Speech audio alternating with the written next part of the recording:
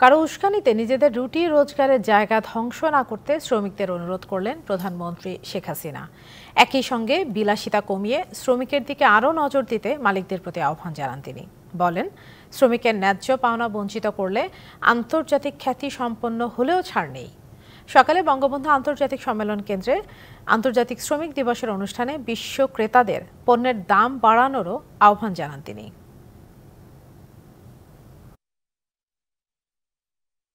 এবারের মে দিবসের প্রতিপাদ্য শ্রমিক মালিক গড়ব দেশ, স্মার্ট হবে বাংলাদেশ।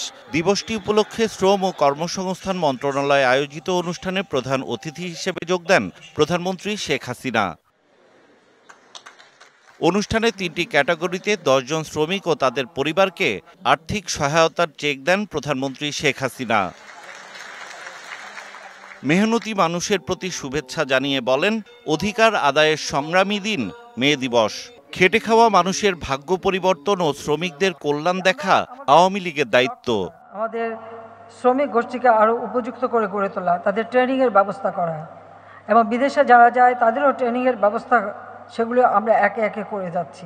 বিশ্বে বা দেশে যে যত বড় শিল্প মালিকই হোক না কেন, শ্রমিকদের অধিকার থেকে কেউ বঞ্চিত করতে পারবে না। আওয়ামী লীগ সরকার তাদের ছাড়ে না, ছাড়বে না। কেউ যদি আমাদের শ্রমিকদের ন্যায্য পাওনা থেকে বঞ্চিত করে, সে যে যত বড়ই হোক না কেন, আন্তর্জাতিক খ্যাতি সম্পন্ন হলেও তাদেরকে আমরা ছাড়ি না, ছাড়বো না।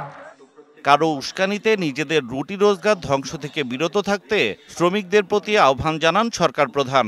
পাশাপাশি বিলাসিতা ছেড়ে শ্রমিকদের প্রতি আরও নজর দিতে মালিকদের পরামর্শ দেন তিনি। নিজের রুটি রুজি যেখান থেকে আসবে, ভাত কাপড় আসবে, কর্মসংস্থান হবে, সেটাকে যেন কোনো রকম ধ্বংস করা না হয়, সেটা আপনারা অবশ্যই যত্নবান হবেন।